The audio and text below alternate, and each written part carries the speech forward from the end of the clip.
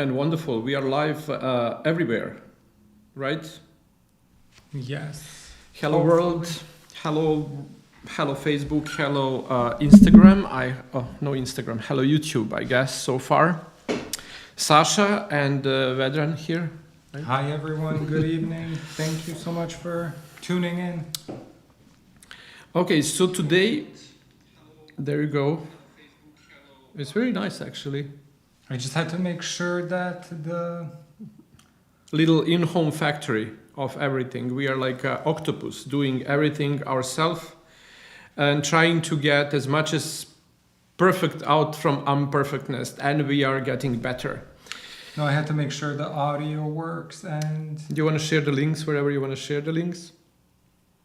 Yes, I'm gonna send out the link on Instagram right now, and okay, so everyone can tune in.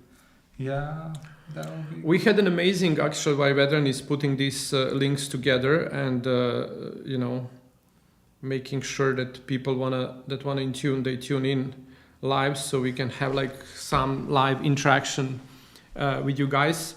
What we are trying to do here is actually going on with this about the dogs and awakening, and I'm not quite sure that will we remain having that name for our show, but as of so far looks pretty good because it does talk about, and a lot of comments and messages, emails, and support and concerns that we are getting through the all channels of communication show this actually. We are hitting the point with this topic. The people are kind of ready to hear, and every one of us who live with the animal want to learn a little more about how came that we developed such a strong relationship with the dogs and with the animals, and we are kind of not able to do that within the mankind, within each other. We are better doggy moms and doggy dads than we are actually dads and moms, and we are better friends to dogs than we are friends to our fellow man. And then the question becomes like, if that relationship is possible for humans to build with someone, why it's not possible to be built within the mankind? And that's what my great 30 years of research led me to that. Like how and then I had that wonderful epiphany having my academy. I needed to teach my students how to deal with the clients, and the clients are the people owning a dog. And then for me to build up the curriculum that will give them a significant mindset to serve people that own the dog, I discover all of this, what I'm talking about. Because when you work professionally with the dogs and when you own the dogs, you will often see that those two realms and those two kind of worlds are completely two different worlds. At least it was in my life, and I'm talking completely like a professional dog caretaker and doggy dad, if I can say that.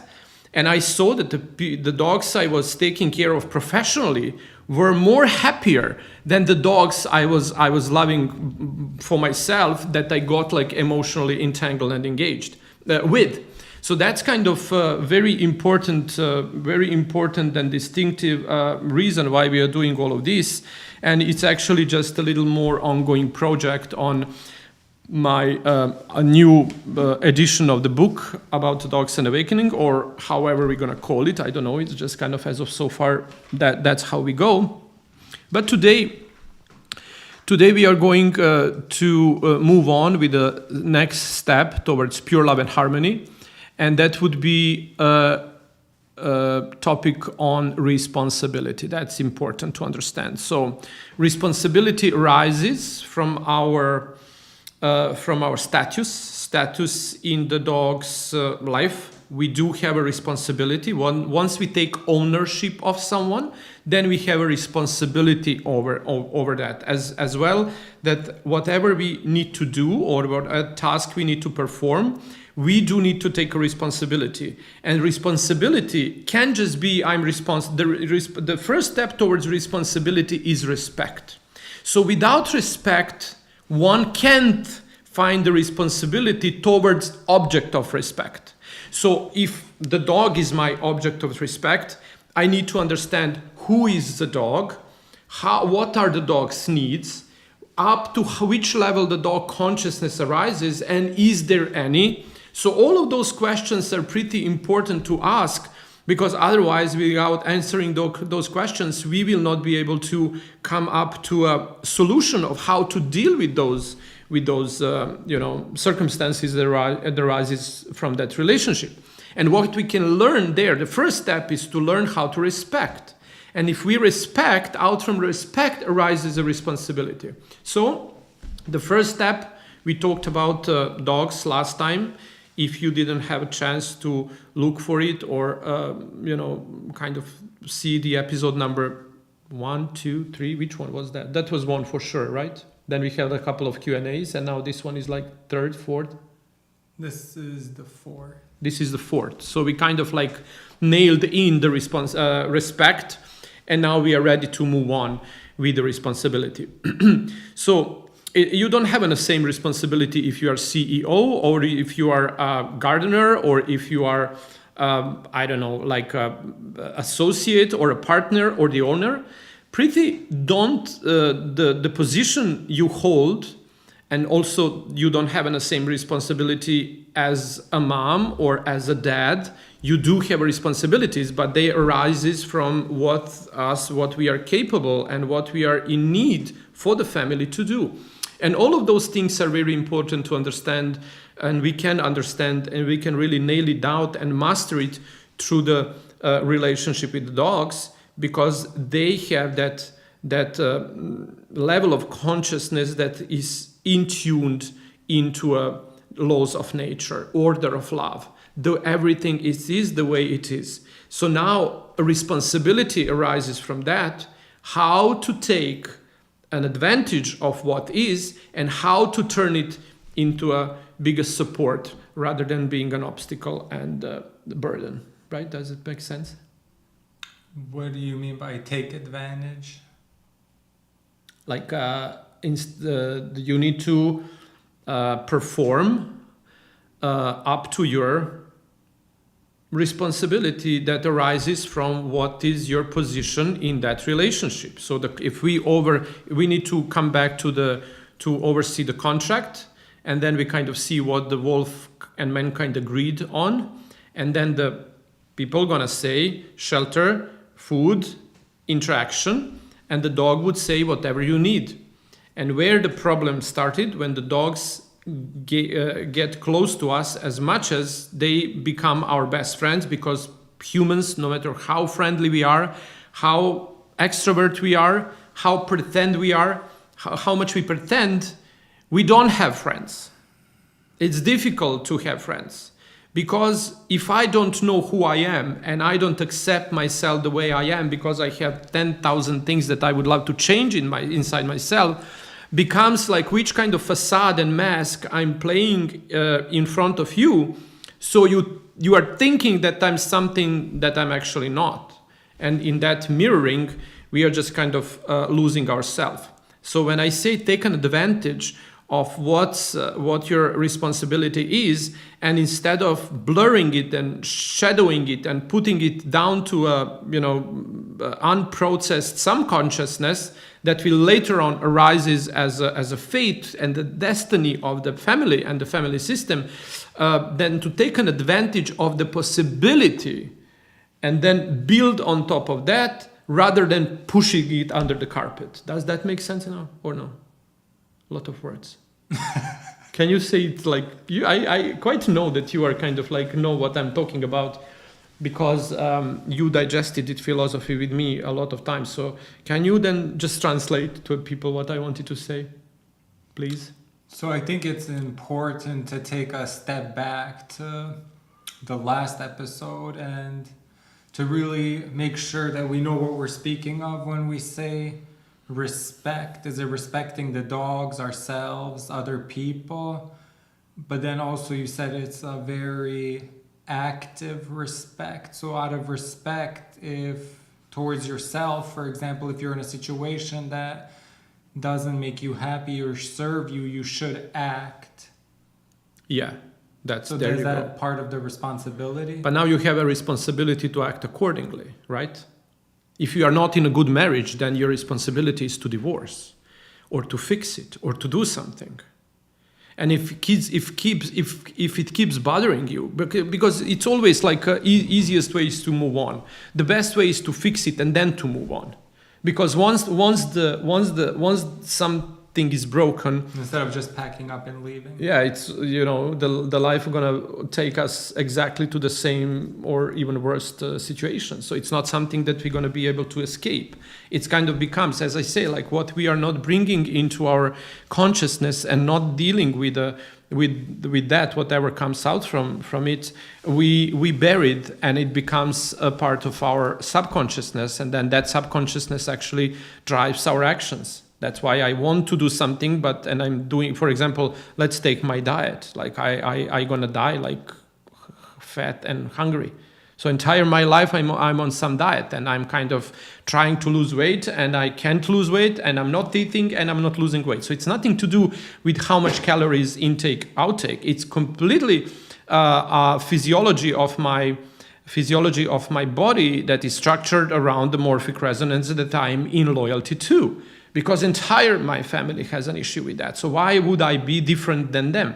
So no matter what I do, I need to go back and take responsible steps to dig deeper into traumatic events that lead me to taking, being addicted to the sweets, or being addicted to the fat that's gonna protect me from whatever it goes, or because there is a responsibility. It's not about like having a goodwill to like count calories. Is to find that inner support that will turn diet into a lifestyle without changing a diet every single week and every single month and things like that. So there is a deeper, because if I'm going to do one diet and I'm going to be there for 1 month, and then I'm going to start eating again and again and again, right? Until we do not actually dig in deeper and challenge and face whatever is holding us back, and why we are not able to break through those patterns that are buried and hidden somewhere within, that we are kind of not able to access. And why? Because we don't have time. And why we don't have time? It's because we don't find time for ourselves. The freedom, the heaven, the kingdom of heaven is within. But in order to approach within, you need to have peace for that. And then when to get the peace? Because you get 20,000 emails from the moment you open your eyes, you have to answer the phone calls, you had this, or turn the TV, you look at whatever happens to the day, you have an opinion on everything. Our mind is busy with all of these distraction that goes outside, that we just don't have time to go within. Yeah? Yeah, that makes sense. So what are some practical things that, for example, somebody can do? They notice that their dog is anxious, and they've done this work that you spoke about in the second episode. I'll write the title in the comment if somebody wants to catch up and watch it, because you introduce the exercise where you silently, when the dog is laying down, without eye contact, you ask yourself internally, who are you? Is that how it goes? You don't ask yourself. Not yourself. You're asking, who are you? That's a question to a dog. Who are you? Right? Right. So let's say that we get some answers come up, and the answers not necessarily need to be cognitively recognized. That's some also feelings. So then let's say somebody wants to start working on responsibility. Before that, respect. What are some practical steps that they could take? So the practical steps to take would be, we need to, in order to move on with the relationship with the dog, we need to... Well, what does that mean, move on? Can you... Yeah, because I said, like, first thing with what we need to do... Move on in a healthy way, to detangle, to... First we need to do... uncouple. Okay, one step at a time, okay? So first we need to agree, we need to consent to a thinking that we are emotionally entangled with our dogs. That's the first thing. Consent. After that, you need to understand that you and your animal need time and space in distance. That distance can be, like 3 feet apart. But you need to consciously create the distance. And then in that distance of the time and space in peace, some different type of relationship gonna arise. But you need, and every member of the family should do the same, because you will see that the dogs don't behave the same to the mother or to the father or to the kids or to the people that come in home and things like that. But the family that has a dog should take a time, and then each and every one of the owners to the dog should do the same exercise. But also one doing it will inspire others to follow. So don't kind of force anyone to do anything. It's just kind of naturally going to occur. When the change comes, you can't prevent outcome of that change. When the time is ready, when the time comes, you just can't stop it. It just kind of goes, and then what we need to do is let us be taken by that river of the life and just be drawn wherever it takes us, because resistance to that calling and resistance to that call will cause more suffering. Oftentimes we allow ourselves suffering because otherwise the suffering is very creative force, because a lot of good things arises from suffering. A lot of, the artist is sad, no matter what he do and what we do. The fool is sad. In every kingdom, you had a fool that was, making fun to every single. That's how you call them, fool, right? Those that were like making like the clowns. So but how you call the specific ones that were making fun of the name, but I think everyone fool. knows what you're talking about. The fools. The fools, yeah. So the fool was always making everyone happy. However, the deep sadness was always with them, as well the clowns. So more someone acts and want to be seen and want to be present and want to be the same with comedians. Yeah, the comedians, everyone. They're funny and on stage, the but source of the comedy, the source of art, the source of anything creative usually is sadness, because sadness is the closest place that connects 2 points, the beginning and the end of the life, and concern about both of those points.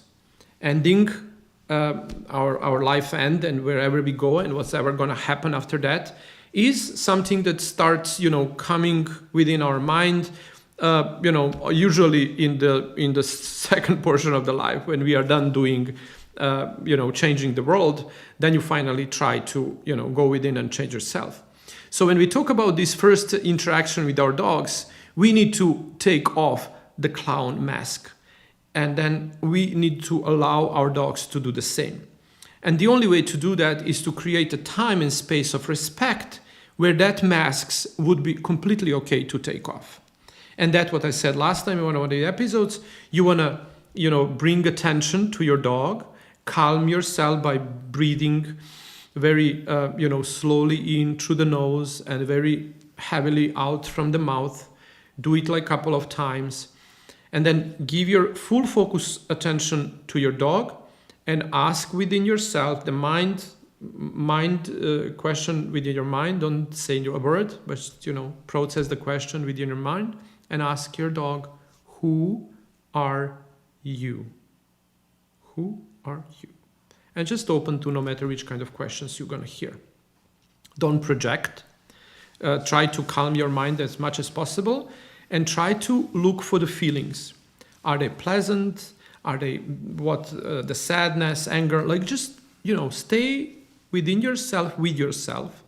And more you're going to be present in that interaction with your dog, you're going to see the dog will calm down more and more and more. And you're going to probably heavily sleep while you're doing this exercise.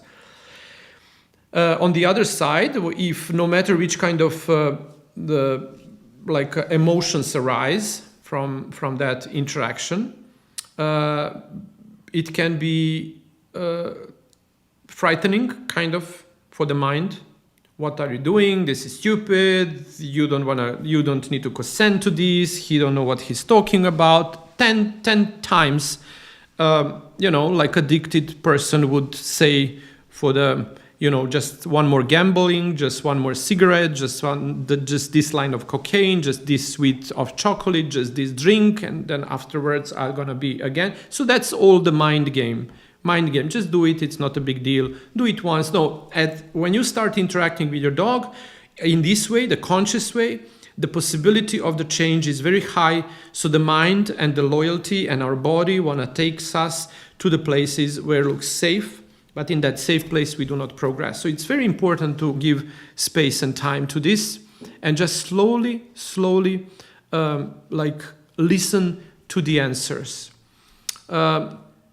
It can last like 5 minutes, 10 minutes, 1 minute. Allow yourself as much as time you need and wait for the answer. It might come immediately and you will know the truth. You will know the truth and don't get scared of the truth because what we are looking for is a truth that heals.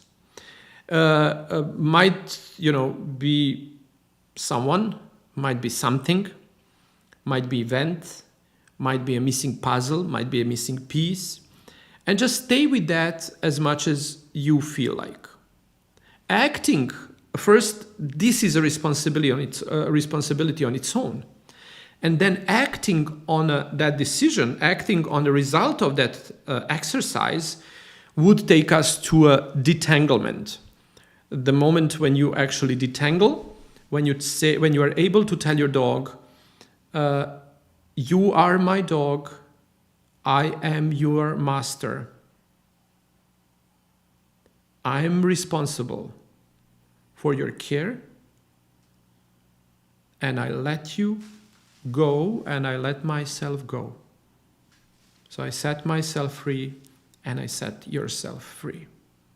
And that's the moment when we're gonna cut off that cord, emotional cord, that prevents us from entangling and making, not entangling would be a wrong word to use, making a connection with another human. Because oftentimes the dogs are taking a part of our heart and other human can't approach because the portion that should be open for them is taken by a dog. It's nothing wrong. That saved my life. Because if you know my story, if you happen to hear it... So you're saying we're closing ourselves off to other possibilities if we have an unhealthy, quote-unquote, relationship with the dogs? Yeah, that's where the emotional structure and emotional dysfunctional interaction with with us and animals starts. And that's dangerous. That's dangerous. As much as it's healing, it's dangerous on its own. And I experience both sides. And I'm not talking here about because I'm just lecturing you what to do with, things like that. Came out from the 30 years of life experience and 30 years of, maybe not 30 because I was not aware of that, like maybe first 10 years. But after that, for sure, soon I opened the school, I become aware of the deeper meaning of the connection between the humans and their animals. And took me like almost 30 years to find the way why this is happening and on which grounds pretty much scientifically proven up to down to a single particle of the atom or the electron. Everything is like scientifically backed up. Just no one connected the dots in the human-dog relationship. And you wrote... And I wrote a book. 3 books about this topic, about dogs and awakening. About dogs and awakening, and I'm just now adding a little more to it. So this would be not another book, it will be another edition of this book that's gonna come, I think, by the end of the year. Why are you so fascinated with the man-dog relationship, or I should say with the human-dog relationship? First, if I would pray entire my life to send me someone like you, to be honest, I wouldn't know how to imagine that. So how would I need to pray in order to manifest you? That's the first thing. I really need to be honest. What I need to do in order to get in your life someone that will support you down your path that will take over everything that's kind of like was burden for me, and try to push me every single day to become better person. And in the 4 years that we are kind of like sharing life together, I don't remember a day that I didn't feel love and I didn't feel loved. That I love and I didn't feel loved. So that happened the moment I actually really detached from the dogs and started to work with the dogs from completely different level. I didn't train the dogs anymore. I was inspiring the dogs to do something that I would love them to do without forcing them to do anything. And that's now come back to the things. If I would think that every single marriage and every single relationship can be like ours, this world would be a completely different space.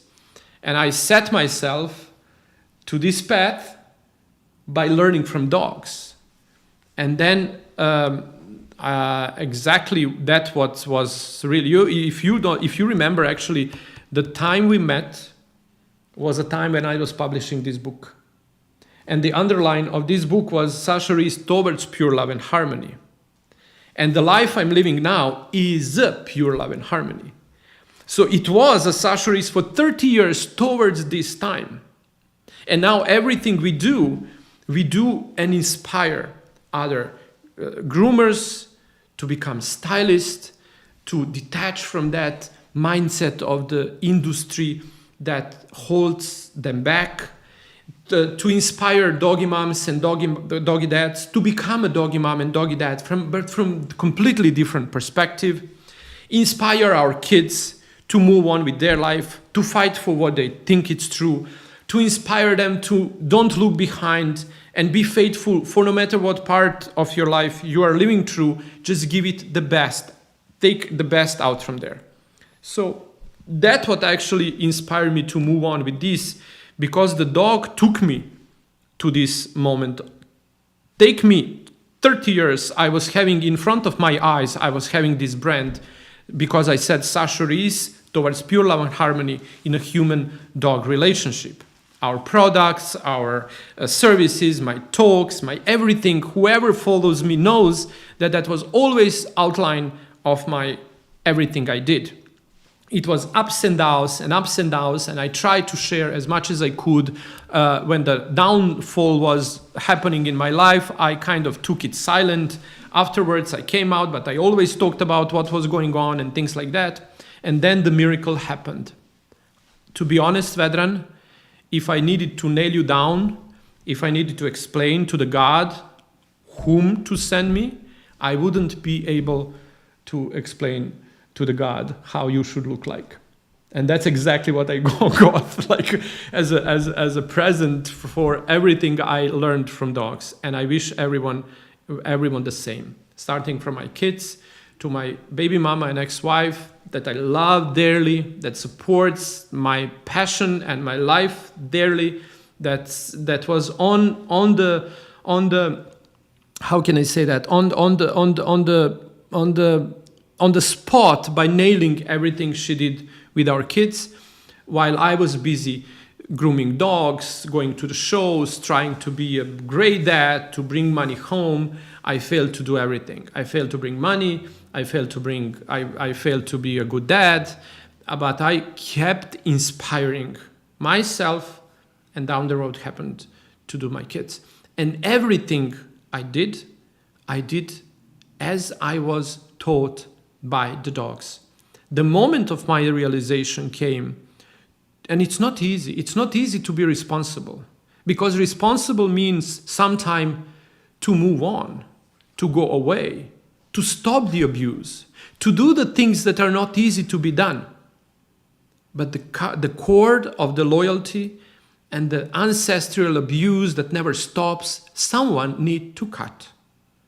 And the dogs can inspire us to give us the push, that silent language of the good friend should be. Usually the good friend knows everything what you should do. And if you have any problem and you need to go to friends, all the friends are full of advice is what you need to do, what should you do, oh, he's not right, you shouldn't how you say that, you shouldn't be in that relationship, it's toxic, it's not good for you, and things like that, and all kind of things that you already know. But usually the best friends would be the silent ones that just tell you, I have your back, but you'll know what's the best to do. And then you would go there, and then you would be scared, and you wouldn't know where to find the courage, but you would know courage, is I said good? Courage and a strength to do, but then you know that someone has your back. Your friends are there, they are not doing it instead of you because it can't be done, you need to do it yourself. Oftentimes it's okay to say, I'm just not ready. And then to build up, don't forget that the strength needs to be built up. And then go and practice. And when you're going to be ready, you need to move on. Don't forget that we made a decision. So that's why I'm talking about this exactly. Because it was, Sasha is towards pure love and harmony. But now is a pure love and harmony, at least for me. Yeah. So I guess you're saying it's a deeper responsibility. It's not just the physiological needs of food, shelter, and socialization. It's actually much deeper responsibility in terms of how you interact emotionally, psychologically with your dog. Because emotional reaction is already a physiological reaction. Because everything that we can sense on the level of the body, because we can sense anger and we can sense joy as a physiological, reaction of our body, right? You can feel that. So if you can feel that, means that it's already taken over by the hormones and by the chemistry of our body, and that's the time when you can't prevent it of happening. It's just kind of like a culmination of the biochemical process in the body is an epileptic attack. And when the epileptic attack happens, there is nothing much you can do, as much as you be next to the person and help them go through that attack without hurting themselves as much as you can. But attack on its own, at that point, you can prevent. So it's like kind of when anger starts happening in our life, it's too far to prevent it. It's already happening. It's already overtaken by the chemistry of our body, and that is why we are angry. Don't go like that abstract now, But because it's not abstract. I just said like why we are feeling angry. No, I get it, but I still want to kind of focus in on the responsibility, how you act. So it's not how you act emotionally with your dog; it's how you act. You can't on fake a mental level. Because no, it's up. Now you kind of confuse me. So think of it in terms of now you have the phenomenon of people or dog owners who are very aware people. They're very responsible because having a dog in and of itself is a huge responsibility. They have to feed them, walk them, and do all these extra things. Mm-hmm.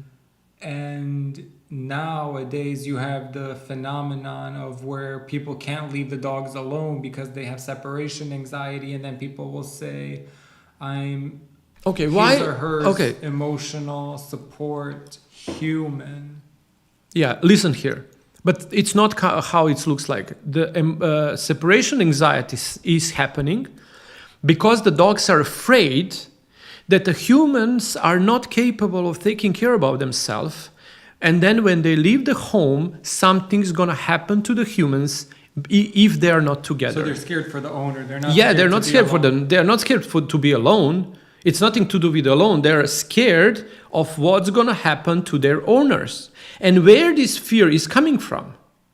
The fear is actually coming from the owners constantly showing a high level of stress. No matter how good we are at faking it, our body, our chemistry, our brain... You can't fake biology. You can't fake a biology. Why? How would dog know that?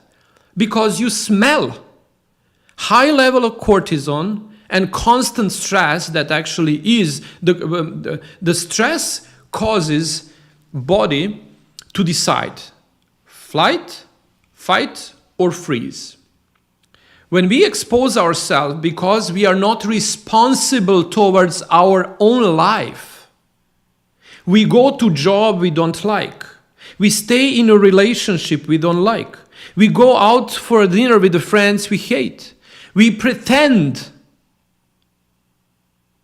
And then what actually mankind is now, it's in a chronic stress. We are not even aware of stress because the chronic stress is a level of anxiety so high that we are not even aware of it.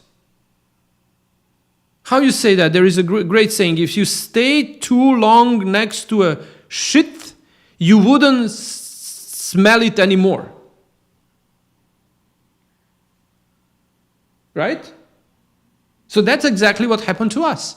So and then why the dogs are now distracted with that? How would they know if we have this beautiful facade, a wonderful, successful man and woman going to the job, having like 6-7 figures of income, changing the cars, having multiple locations and vacation homes, and everything should be perfect because that is what everyone is telling us. Study, go to work, buy the car, find someone to love, and that's it.